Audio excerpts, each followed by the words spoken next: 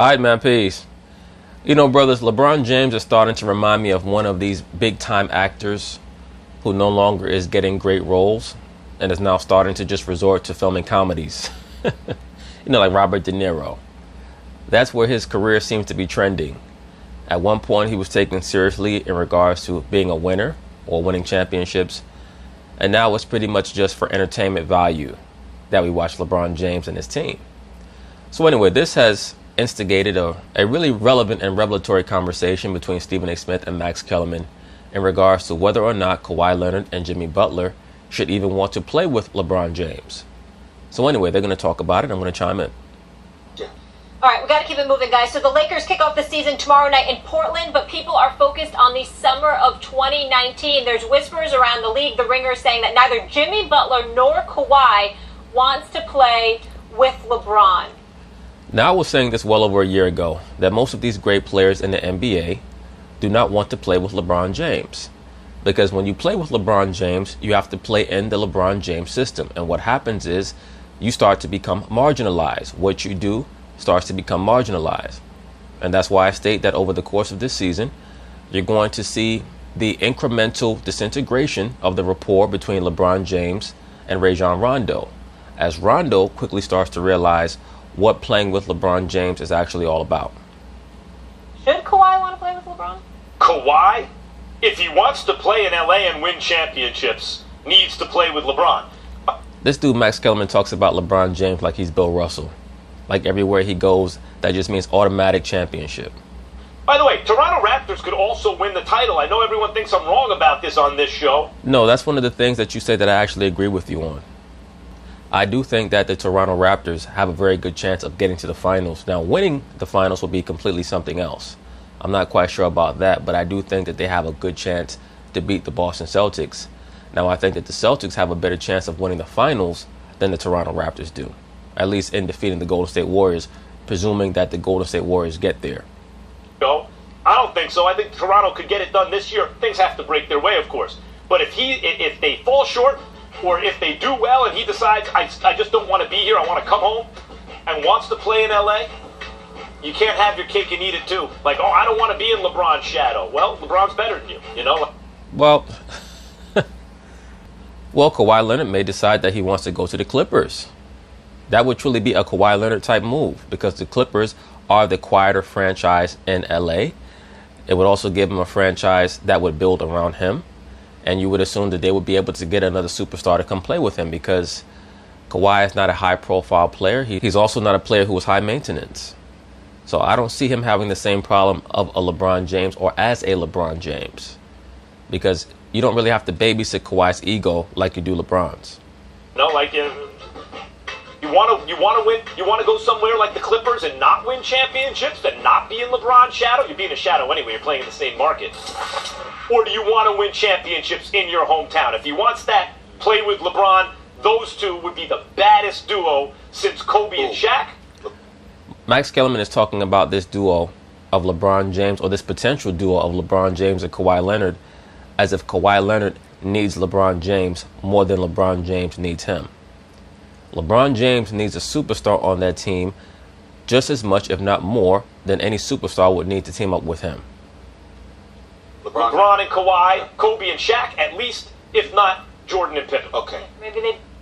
Max Kellerman, that duo would not even be as good as Steph Curry and Kevin Durant. You know why? Because the Golden State Warriors play a real system that takes what those players do and optimizes it. The LeBron James system will not optimize what Kawhi Leonard does. Maybe they'd be Showtime. I guess we're going to have this conversation throughout the year. My personal preference would be that you step back, take notes.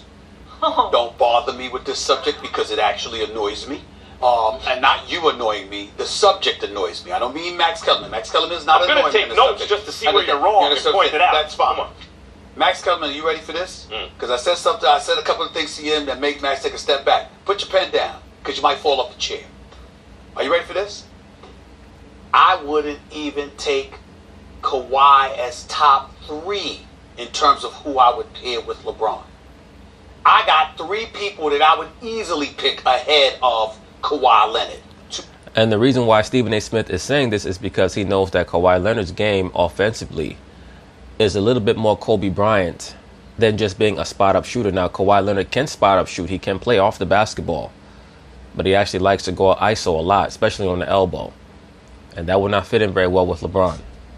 To pair with LeBron.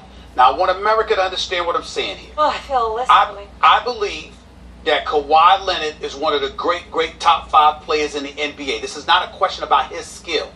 Mad respect for him, and I know what he does defensively. I keep telling you, I don't trust him offensively.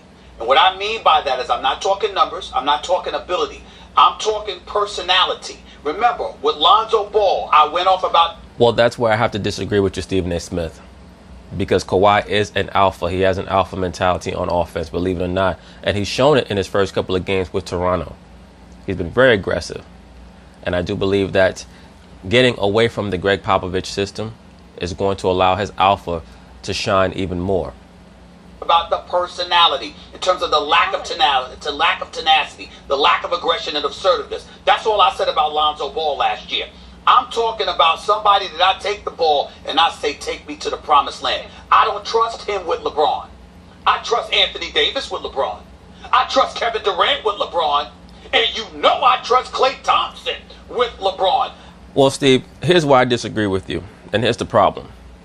When you team up Kevin Durant or Anthony Davis with LeBron James, basically what you're hoping for, what you're counting on, is that LeBron James is going to be willing to defer to those guys enough to allow them to really allow their talents to shine.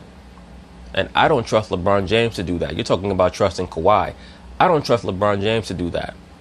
Now, I trust Klay Thompson to fit in very well with LeBron James because Klay Thompson is so low maintenance. He's even lower maintenance than Kawhi. Klay Thompson will go and guard the opposing team's best perimeter player, and whether he gets 8 shot attempts or 28 shot attempts doesn't matter to him. He fits in very, very well with LeBron James. Those other players, not quite. But Anthony Davis, he's so infatuated with LeBron, he grew up being a fan of LeBron's, that he may trick himself into agreeing to a trade to the Lakers if New Orleans happens to agree to make that trade happen, or if the NBA puts enough pressure on New Orleans to make that trade happen to help out their boothang LeBron James. So we're going to find out. But LeBron James and Kevin Durant, they play the same position. And they're both ball dominant. Now, Kevin Durant can play without the basketball. But if you allow him to, he will quickly descend into one-on-one play. And that's not going to fit in as well with LeBron as many people might think.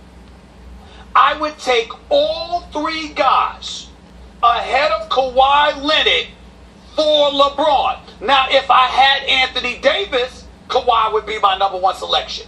If I had Kevin Durant, Kawhi would be my #1 selection. If I had Klay Thompson, Kawhi would be my #1 selection.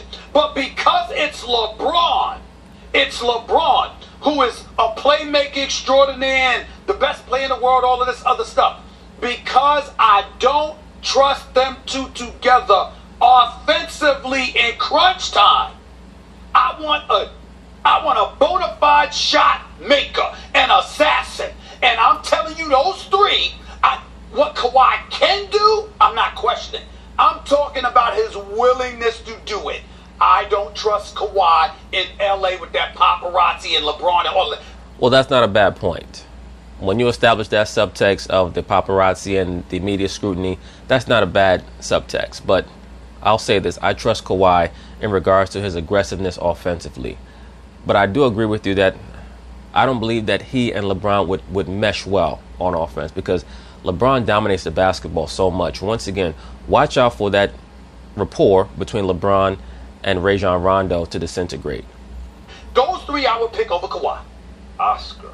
Stephen A. Odd couple for those that don't know. For those that don't know, Oscar Madison, Felix Unger. Yeah, very good. Stephen A. Yeah. If this was the 1990s, you might be right, brother. The game has changed. Yeah. First of all.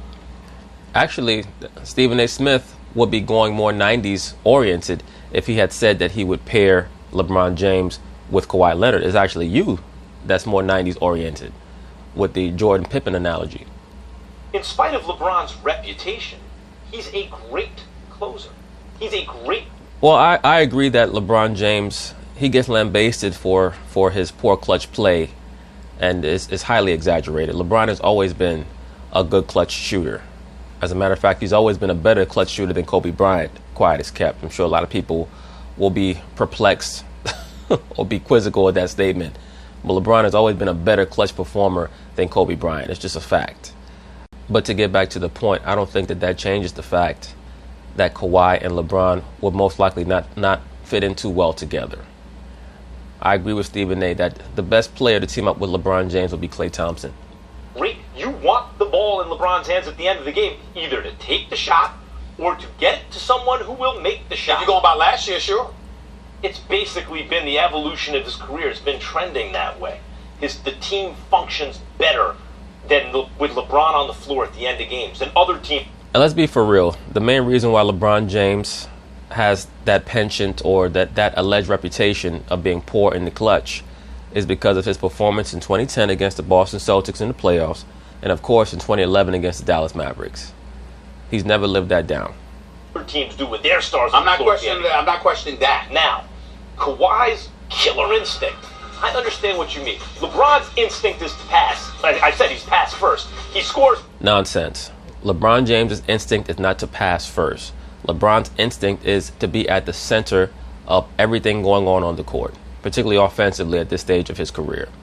He doesn't care about defense anymore, but he does have an incessant need to be at the center of everything going on offensively. This notion that LeBron is a pass-first player, he is not. He's a ball-centric player. In the process of having the ball in his hands so much, he's going to make passes. Scores because he can.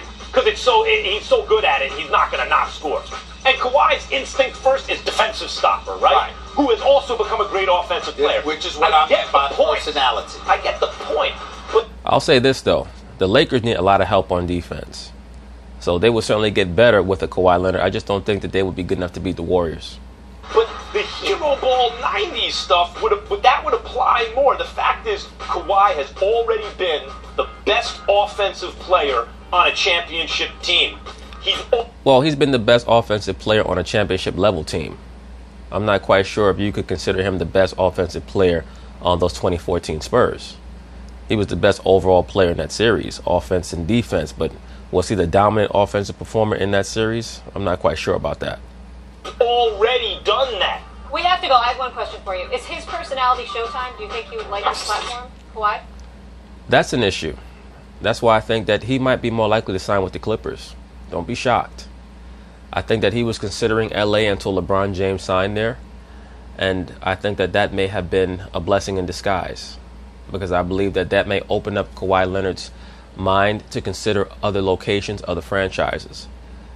But as we've seen in the video that I did with Doc Rivers certainly seems to think that they have a good chance to sign Kawhi, as does Jerry West.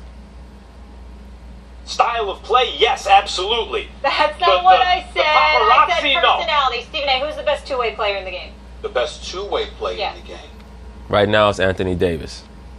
Shoot, it's probably Anthony Davis. Agreed. Okay. Kawhi second. But I'm still gonna say, you know what? I'm still going to go with Kevin Durant. Okay. I'm still gonna go. It's close, but I have to give it to AD right now. I'm gonna go with Kevin Durant. Kevin Durant, he's a great defender. And Anthony Davis, nip and tuck. All right. Yeah, Kevin Durant's defense is being underestimated. We're out of time, fellas. But anyway, that's basically it on that. We'll see what happens in this offseason, because it will be very eventful. And don't buy into a lot of these players talking about, I'm going to come back to this team. Kyrie saying it, a lot of these other players saying it. Once that offseason hits, it's going to be a completely different animal. But anyway, peace.